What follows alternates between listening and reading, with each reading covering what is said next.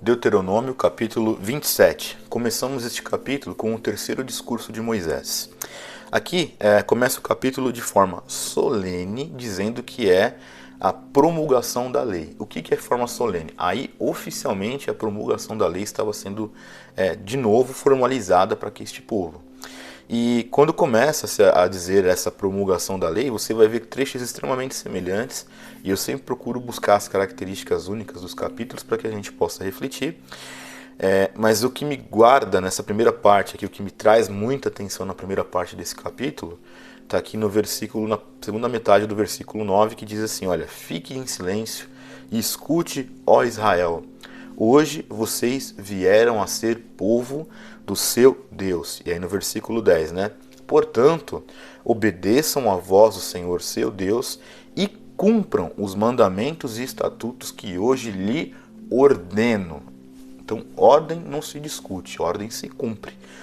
E é muito interessante, né, que Moisés com os sacerdotes, ele ajunta o povo e diz o seguinte: ó, fiquem em silêncio, ouça o que Deus vai falar. Então, quando você tem uma chamada dessa para que você fique quieto, né, ou seja, cale a boca, escute, é sinal que é algo que você realmente precisa prestar atenção. E era aqui, esta é a solenidade aqui deste povo.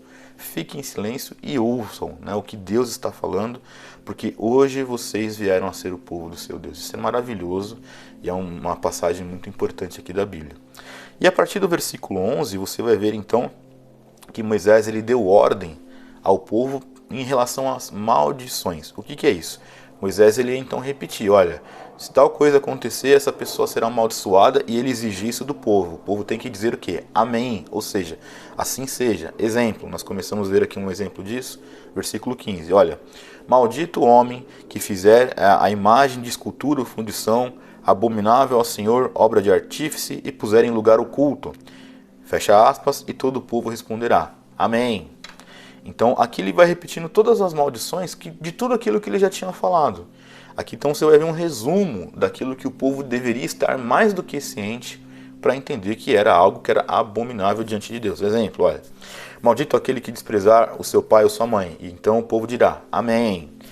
Maldito aquele que fizer o cego errar o caminho. Então o povo dirá: Amém. Então é assim que funciona. Então aqui ele foi tratando dessas maldições e o povo falando amém como uma forma de entendimento mesmo, assim seja.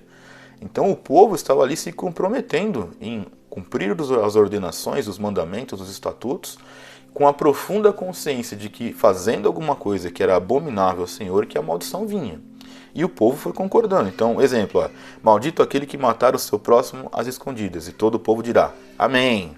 Então o povo tinha que concordar com isso, acabou o ponto final. Ou seja, o povo não estava desavisado em relação às consequências dos erros e dos pecados. Assim como nós hoje também não podemos estar desavisados em relação às consequências do pecado e dos erros que nós não abandonamos. Nós devemos ter em mente, sim, que nós vamos colher consequências disso. Isso é importantíssimo.